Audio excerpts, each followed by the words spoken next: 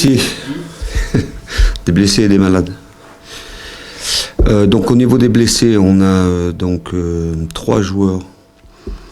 Donc il y a Sheik, Chris et Zargo qui sont indisponibles pour ce week-end. Et 2 malades, Fred et Brian Soumaré. Concernant son travail, c'est sa suspension ou il y a autre chose? Non, il est blessé. En plus d'être suspendu, il est blessé, donc il pourra pas. Bon, il ne peut pas jouer parce qu'il est suspendu, mais il a une blessure. Il reprendra l'entraînement normalement mardi. Chris, c'est la même chose. Il devrait reprendre. Il va avoir un programme ce week-end de reprise et il reprendra avec le groupe mardi. Zargo, il doit faire des examens aujourd'hui, je crois. Donc lui, non, allez, si on est très optimiste, il reprendra aussi mardi. Il se peut que ce soit un peu plus tard dans la semaine, mais bon, comme c'est une trêve internationale, c'est pas très gênant.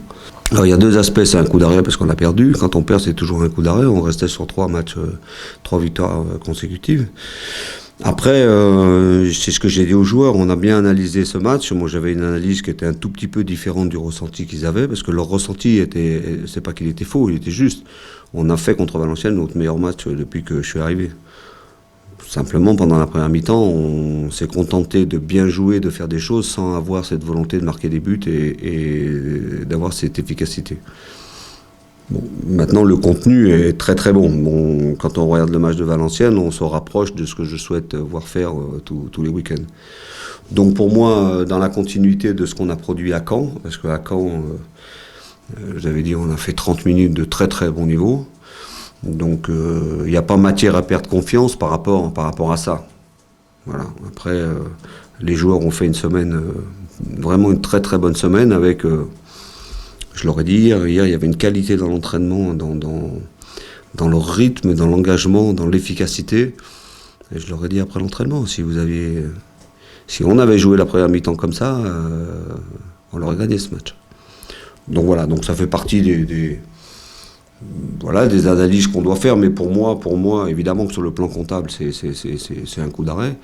Mais il y a sur les 2 derniers matchs qu'on vient de jouer, il y a beaucoup de confiance qui doivent exister, qui doivent être dans la tête de tous les joueurs. Et je leur ai dit. Donc il n'y a pas de pression particulière par rapport à ce match du Havre. Nous, on est toujours dans ce que j'ai évoqué avec vous déjà depuis pas mal de temps, cette recherche d'être une équipe performante à tous les matchs. Et je trouve qu'on s'en rapproche. De régularité au cœur des matchs aussi. Dans le contenu du match, dans la durée du match, voilà, Valenciennes, c'était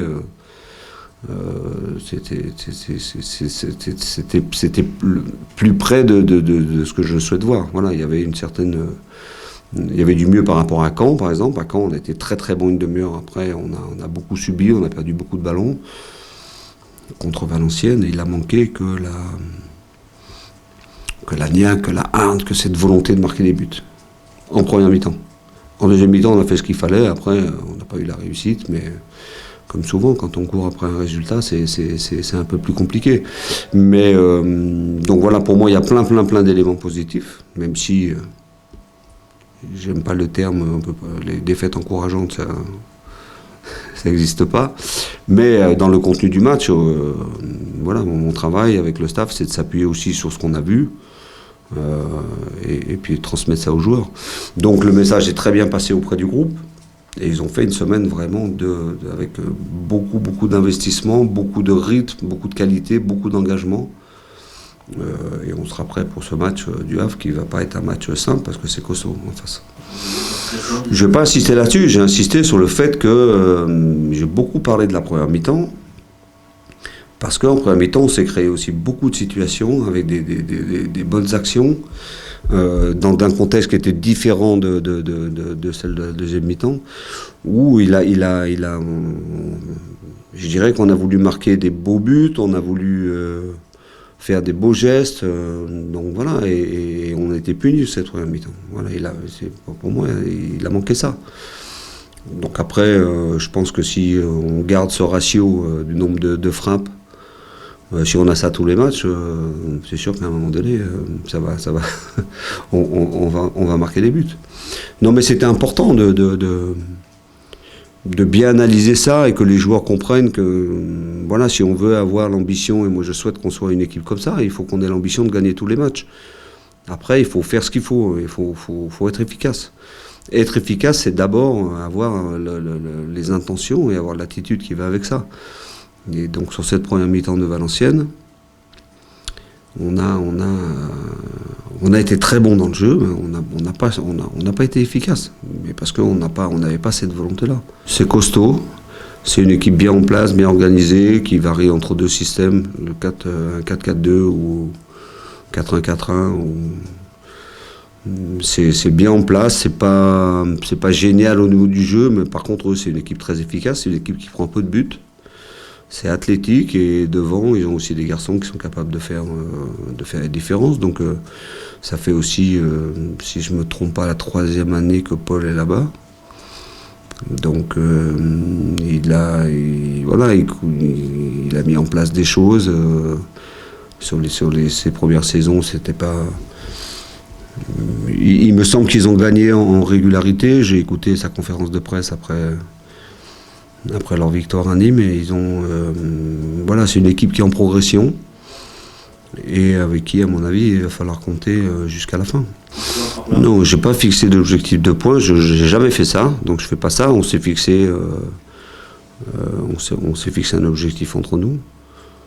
Voilà, mais après, en fonction de la place qu'on occupera à la trêve hivernale, on verra ce qu'il est possible de faire derrière. Pour l'instant, je suis toujours dans cette même logique de surtout bâtir une équipe, un groupe qui soit compétitif à chaque match. Voilà. Qui ait une identité, qui ait l'ambition de gagner tous les matchs. Après, on verra. On verra où on sera. Parce que le classement, on n'est pas loin de tout. Hein. En bas, on n'est pas loin d'en bas, on n'est pas loin d'en haut. Vous prenez la 5e place, il doit y avoir 7 points. C'est beaucoup et peu à la fois. Donc, moi, je ne raisonne pas comme ça en termes de points. On a un objectif entre nous. Et puis après, on verra à la trêve où on est. On va voir si parce que quand on dit, on est à 7 points, on peut rattraper telle équipe. 7 points, c'est 2 victoires, 1 nul. Même si vous gagnez les matchs, il faut que ceux devant en perdent. Donc on va voir si tout le monde tient la cadence. Mais il faut d'abord qu'on s'occupe de nous. Je pense que, très honnêtement, c'est pas du tout que je veux ouvrir le parapluie ou pas avoir de pression par rapport à ça. On part de loin. Et on est parti avec beaucoup de retard. Donc pour l'instant, il me semble que le plus important, c'est de retrouver une équipe qui soit dans l'attitude, qui soit dans les intentions de gagner tous les matchs, de se donner les moyens de gagner tous les matchs. Parce que c'est un championnat où tout le monde peut battre tout le monde. Donc si on dit ça et qu'on est d'accord avec ça, c'est aussi valable pour nous. Donc voilà, donc j'attends avant tout ça. Et après, si on arrive à trouver ça, et je pense qu'on est sur le chemin pour le faire, forcément on va gagner les matchs. Donc on aura le temps de reparler du classement et des points et de tout ça, mais plus tard, c'est encore beaucoup trop tôt. C'est beaucoup trop tôt.